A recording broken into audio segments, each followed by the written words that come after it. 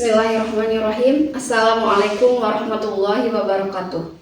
Saya Siti Robiah Adawiyah, adalah guru fikih di MTS Cokro Aminoto Karangtengah, sekaligus sebagai mahasiswa PPG Daljat Batch 1 di LVTK UIN Syekh M. Jamil Jambek Bukit Tinggi. Pada hari ini, Kamis 15 Mei 2025, saya akan melaksanakan video pembelajaran untuk penilaian uji kinerja di kelas 7 dengan materi sholat fardu dalam kondisi tertentu. Demikian dari saya. Billahi fisabilil haq. Wassalamualaikum warahmatullahi wabarakatuh. Assalamualaikum. Waalaikumsalam warahmatullahi wabarakatuh. Selamat pagi anak-anak. Pagi.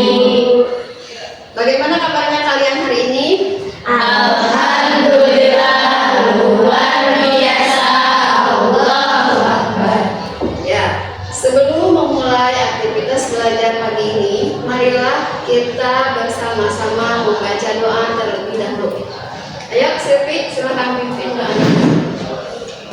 Isti'adan musta'idan doaan bismillahirrahmanirrahim qadiru billahi rabban wa bil islamina wa bi muhammadin nabiyya wa rasulah rabbi zidni ilma warzuqni fahma amin ya rabbal alamin. Qala salaman assalamu alaikum warahmatullahi wabarakatuh. Waalaikumsalam warahmatullahi wabarakatuh. Bismillahirrahmanirrahim. Idza zulzilatil ardu zilzalaha wa akhrajatil ardu asqalaha wa qala al-insanu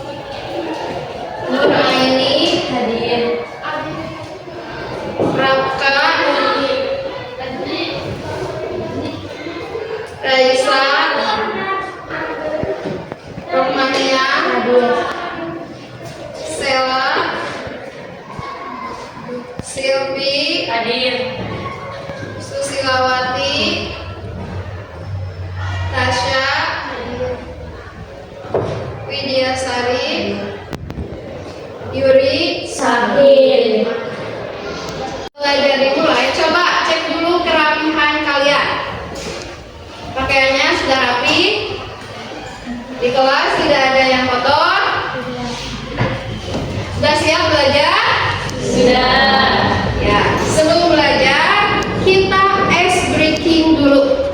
Ice breakingnya, kalau ibu menyebutkan selamat pagi, kalian tepuk tangan 1 kali.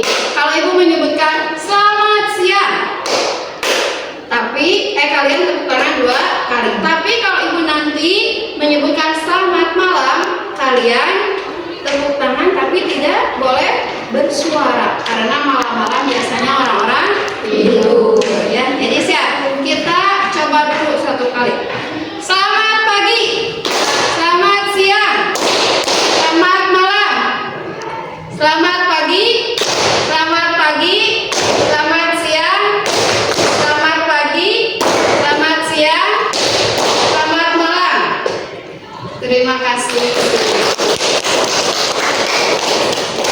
Nah, materi yang akan ibu sampaikan kali ini adalah sholat fardu dalam kondisi tertentu. Tapi sebelum menginjak kepada materi hari ini, apakah kalian masih ingat materi minggu kemarin? Masih. Kemarin kita belajar apa? Sholat jamaah dan qashar.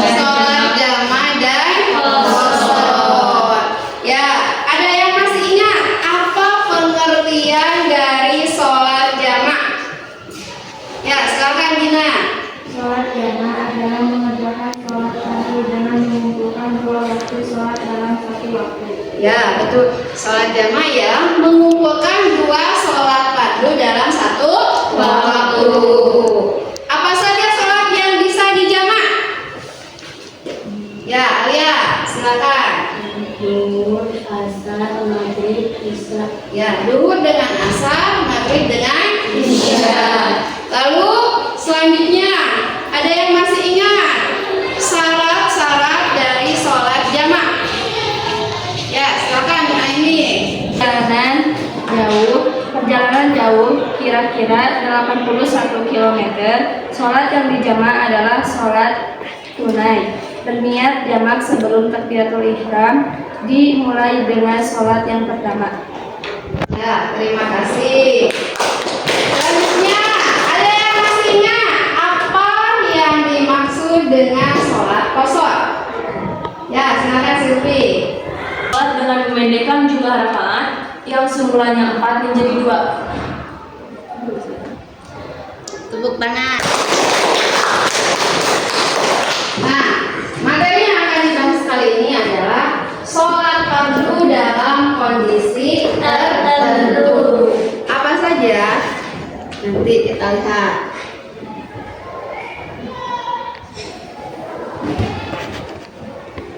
Tapi sebelum menginjak kepada materi, Ibu akan menyebutkan dulu tujuan dari pembelajaran kali ini.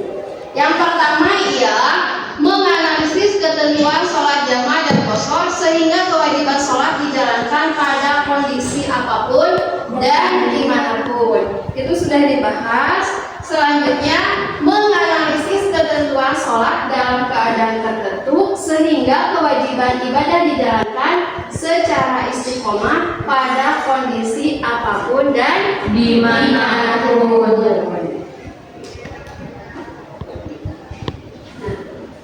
Terus apa?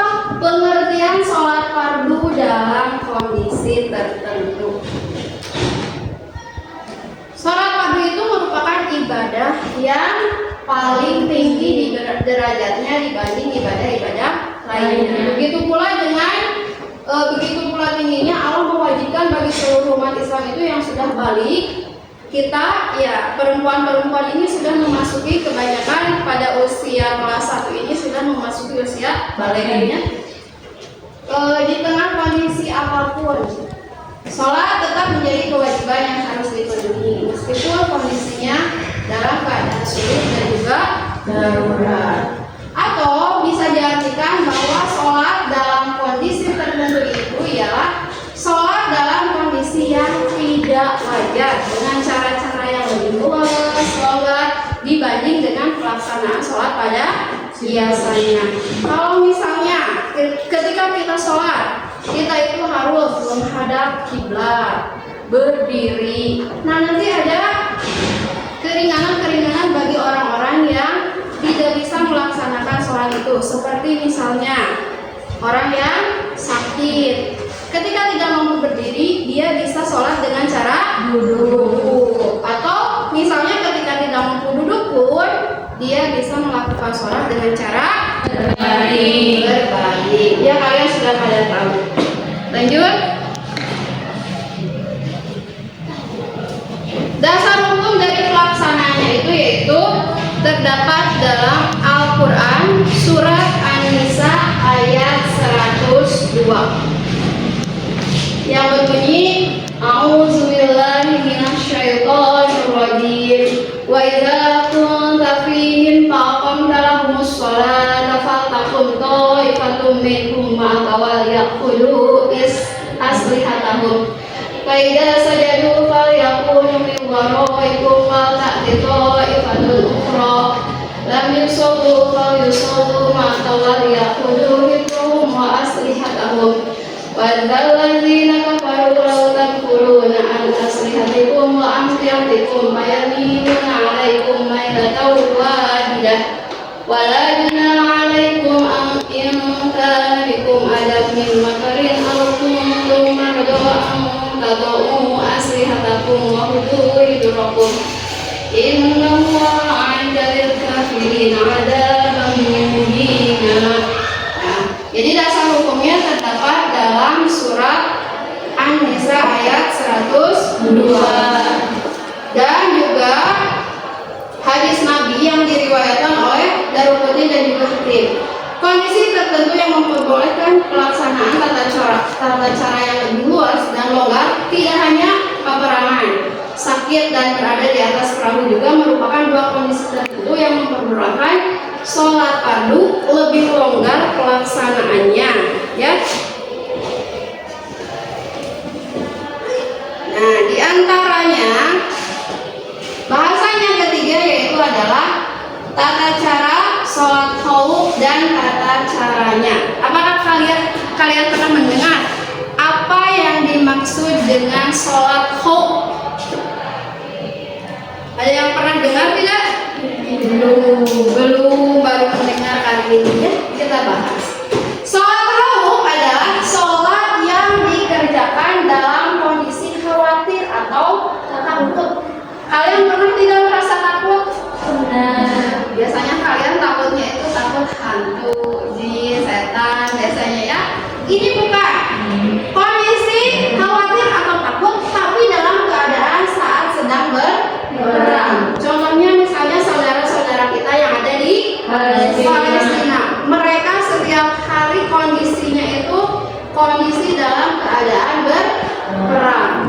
Atau ada ancaman dari musuh. Ini cocok sekali materi kali ini dengan tata cara atau pelaksanaan sholat khauf. Tata caranya adalah imam membagi jamaah menjadi dua saf. Kemudian setiap saf mengikuti imam dalam satu rakaat pertama, lalu saf pertama selesai sholat dan kembali menjaga. Sementara saf kedua baru sholat bersama imam di rakaat kedua. Yang kedua adalah sholat fardu orang yang sakit. Ada yang tahu bagaimana cara pelaksanaan sholat fardu orang yang sakit? Silakan, Tasya. Allah dan Rasulnya memberi keringanan sholat kepada orang yang sakit sesuai dengan kondisi masing-masing. Apabila orang yang sakit tidak mampu sholat sambil berdiri, maka bisa dilaksanakan dengan duduk. Apabila tidak bisa dilaksanakan dengan duduk, maka bisa dilaksanakan dengan berbaring. Apabila tidak bisa dilaksanakan dengan berbaring, maka bisa dilaksanakan dengan terlentang. Ya, betul. Orang sakit, meskipun sedang sakit, itu tetap memiliki kewajiban untuk melaksanakan sholat fardu 5 waktu. Maka ketentuannya disesuaikan dengan berapa parah sakit yang dideritanya. Misalnya yang pertama dia tidak mampu untuk berdiri, maka dia diperbolehkan sholat sambil duduk. Yang kedua, apabila dia tidak mampu sholat sambil duduk, maka dia diperbolehkan sholat sambil berdiri.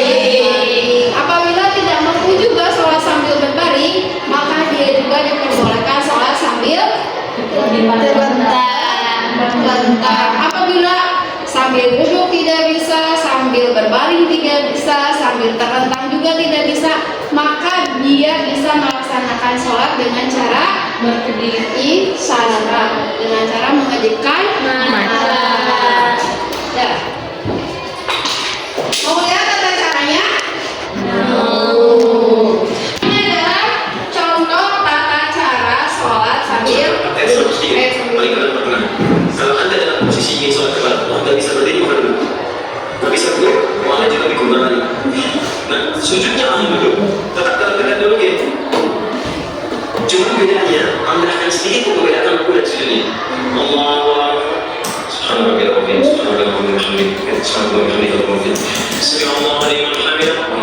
lalu sujud, Anda akan sedikit membedakan dengan rukunya.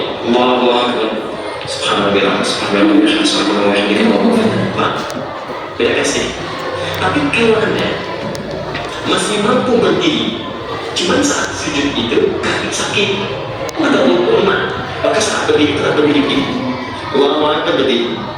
Pada saat akan ruku, sulit menahan lutut dulu sambil dulu. Ya, sujudnya tetap dulu. Itu boleh. Di semampu mungkin kalau masih bisa berdiri, berdiri. Dan ini akan surat Al-Fatihah 103, paling kanan bertengah. Kalau Anda dalam posisi ingin sholat kepala, nggak bisa duduk, Allah juga dikumpulkan. Ya, jadi gitu.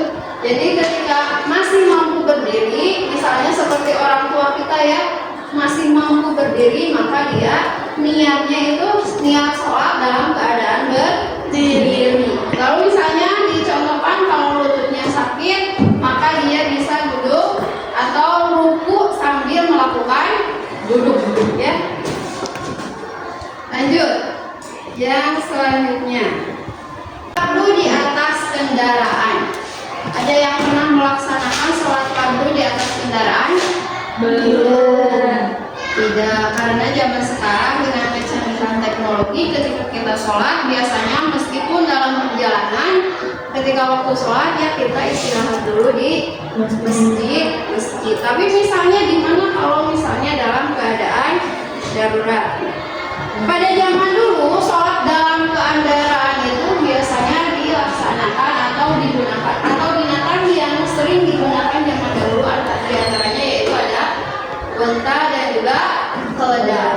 Pada saat ini kendaraan yang digunakan diantaranya bisa pesawat terbang, kapal laut, bus, kereta api dan seterusnya termasuk bagian dari kendaraan. Hanya yang tidak bisa dilakukan dalam kendaraan itu diantaranya ialah motor. Kita tidak mungkin melaksanakan sholat di dalam atau di atas motor ya. Bagaimana tata caranya? Ya, yang pertama disunahkan ketika kita akan takbiratul ihram, kita menghadap dulu ke arah kiblat. Si mobilnya itu atau si busnya itu diusahakan menghadap ke arah kiblat. Bu, bagaimana misalnya kalau ternyata arah kiblatnya itu tidak diketahui, maka ketika bus melaju boleh kalian melaksanakan yang namanya sholat atau takbiratul ihram. Yang penting kita melaksanakan sholat. Terus bagaimana tata cara bersucinya? Masih ingat? Kalau dalam kendaraan tidak ada air, maka bisa dilaksanakan dengan cara tayamum.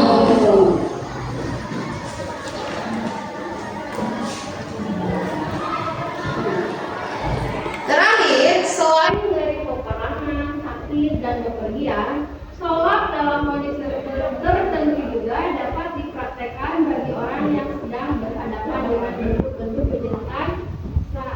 Demikian pula di tengah ancaman bencana yang bisa datang sewaktu-waktu, seperti misalnya saat melakukan evakuasi korban tsunami, gunung meletus dan seterusnya. Dulu ketika kita longsor, banyak kan lahan yang terbawa arus. Terus ketika kita evakuasi, sulit untuk melakukan sholat secara normal dan nanti Allah ada beri keringanan bagi mereka yang sedang melaksanakan tugas. Nah, untuk sekarang coba kalian bagi kelompok atau satu baris ini sudah bekerja kelompok. Kalian jawab ya, ada di satu kelompok itu nanti ada perwakilan ya.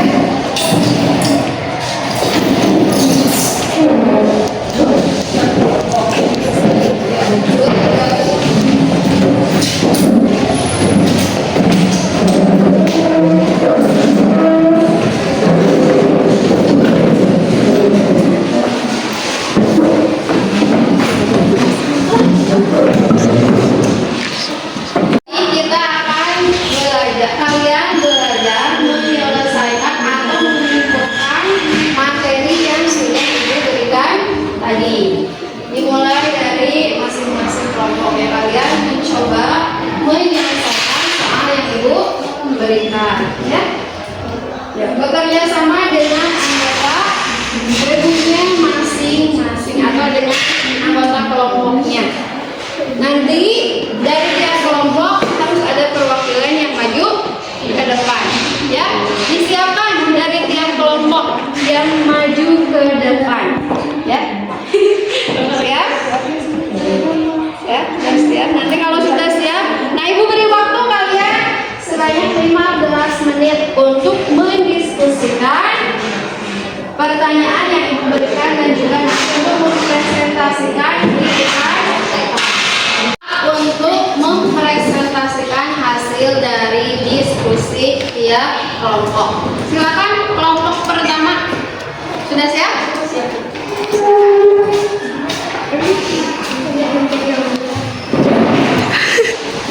Saya perwakilan dari kelompok 1 akan membacakan kesimpulan tentang satu. Kesimpulannya adalah meskipun kita berada dalam keadaan peperangan yang berbahaya, sholat tetap harus dilaksanakan meskipun kita harus meninggal dalam keadaan sholat. Karena insya Allah kita akan meninggal dalam keadaan husnul khotimah. Silakan kelompok A.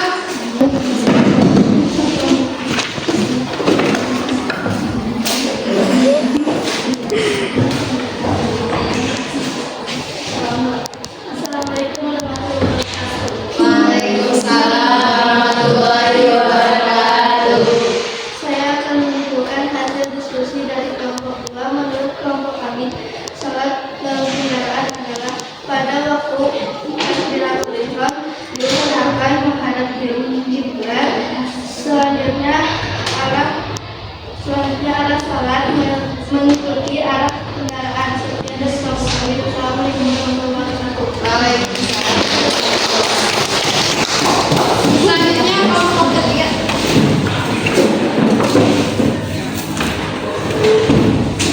Assalamualaikum warahmatullahi wabarakatuh. Waalaikumsalam.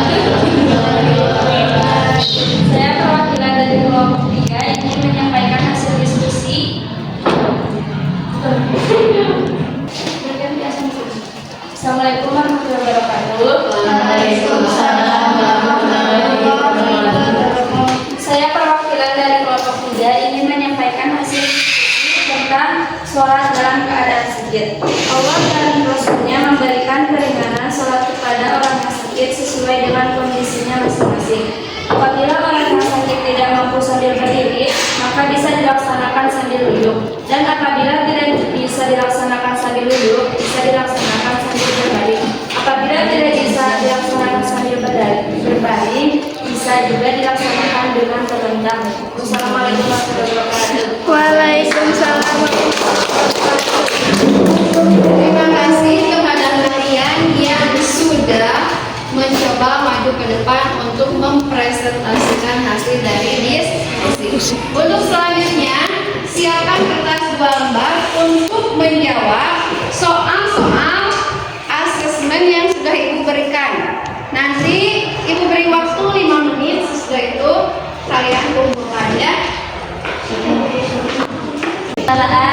Ya, kemungkinan itu bisa saja terjadi ketika misalnya dalam kondisi yang macet, maka orang daripada menunggu untuk menuju sebuah masjid, alangkah baiknya dia sholat, bisa di atas kendaraan atau misalnya di pinggir jalan. Tapi kalau kendaraan sedang melaju, otomatis dia tidak mungkin bisa melaksanakan sholat di atas kendaraan. Ya, begitu Pak?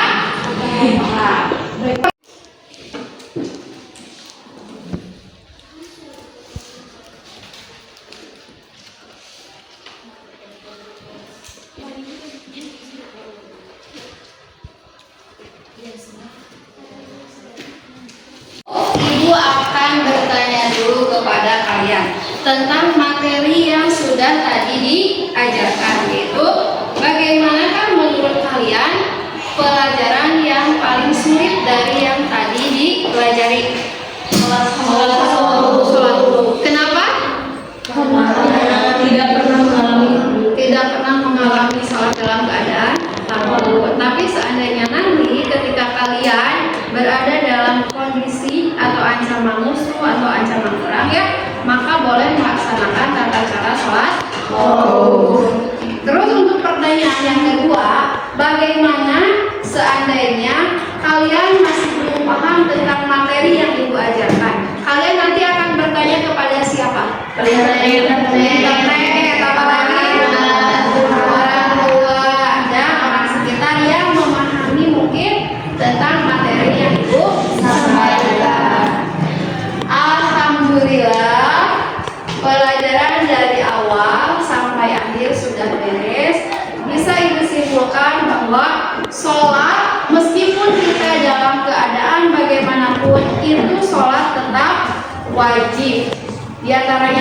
sudah disebutkan bagaimana meskipun kita sedang dalam ketakutan, kita tetap harus melaksanakan yang namanya sholat. Yang kedua, dalam keadaan sakit, tergantung dari tingkatannya. Tidak kuat berdiri, bisa sambil duduk. Tidak kuat sambil duduk, bisa sambil berbaring. Tidak kuat sambil berbaring, bisa sambil terlentang.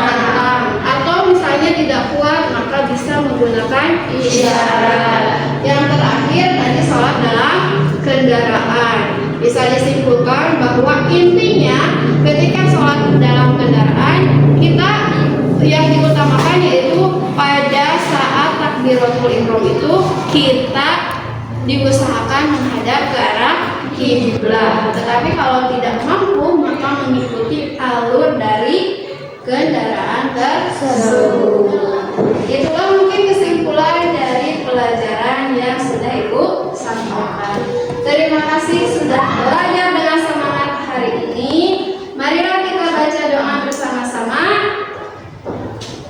Subhanaka Allahumma wa bihamdika asyhadu an la ilaha illa anta astaghfiruka wa atubu ilaika. Kula salaman. Assalamualaikum warahmatullahi wabarakatuh. Waalaikumsalam warahmatullahi wabarakatuh. Terima kasih untuk hari ini. Mudah-mudahan minggu depan kalian tetap